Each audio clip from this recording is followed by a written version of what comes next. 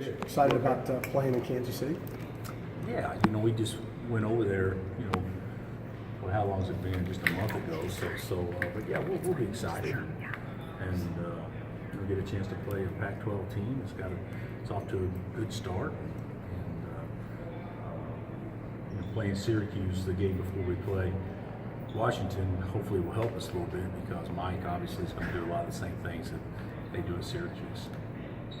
How do you like how your team's playing right now? I thought we played okay against Syracuse. I thought we had three starters that played pretty well. Speed didn't really have a great game, but he got the ball to the high post well, and LeGerald was really good, and Devontae was terrific. But other than that, I didn't think we played that well. I thought Mitch gave us some decent minutes off the bench, and Marcus didn't get a chance to play much. But we got to get all five starters obviously contributing in a favorable way. But I think that we're a long ways away in that particular game of being where we can play. Was this the kind of output you expected from Devontae this year? 30, yeah, I expect him to get 35 the last two games. So I think if you look at his yearly stats, over how many games we played? 7? Yeah, 7. So over 7 games, I would think he'd be averaging about 18 and shooting about 40% from 3 and having a lot of assists. So yeah, I think over the course of the season, I would say these would probably be the stats I would think this early, but I wouldn't anticipate him scoring 70 points in a week. That's a pretty good week. In past years, Did he get Big 12 Player of the Week? He did. Yeah. He and Trey Young. What do you know? One of our guys actually got an in-season honor. in past years, it seemed Steve would check into the game, and the other team would target him. He seems to be doing a better job of moving his feet. Would you expect teams to still try that when you face real good comp? I do, but he's become one of our better defenders. I think you could make a case that he and Devontae are our two best perimeter defenders right now, with LeGerald having the chance to become that. And Malik, honestly, the last 2 games, he's been pretty good, defending. So I don't think they're going to say get it to 10's man and play take him like maybe they have in the last couple of years, because he's really improved. Was it a pride thing, you think, with him, or what?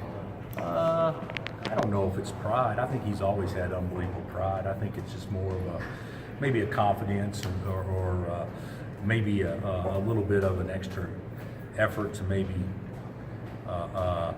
play his man before he catches it. It's easy to play take him if you let your man catch it where you want to, and then he can play off his jab series or whatever. But Speed's doing a good job of making him catch it further out, so now you eliminate that part of it, so now you can just worry about guarding him after he bounced it. So that makes a big difference. It obviously hasn't happened too much with 35, back to back like that. But have you Has had it that? has it happened here? I don't think it has. No, I think there's only been like 6 or 7 higher than that. Yeah. Total. Yeah, we'll probably get it a couple of times. Sure, you could probably make Yeah. it right? But have you had that? Any of your stops? Have you had a guy? I don't think so. I've always coached them down to the point where we haven't had very many. Wiggs got 41 at West Virginia because we were behind, and a lot of them were catch-up points. But we haven't had very many of them get that number. Matter of fact, if you go back over time, I know Elijah got like 39 or something against Iowa State, but that was an overtime game, So I think as far as in the teeth of a game, Devontae had 35 with 8 minutes left against Toledo, and he had 35 with about 5 minutes left, if I'm not mistaken, against Syracuse. So yeah, I don't know if we've had anybody ever score the ball that well when the game was still, in balance, so to speak, even though the Toledo game wasn't, because a lot of times guys get points by being ahead late and they foul, or being behind and then you have real short possessions. And so this was not a case of either one of those.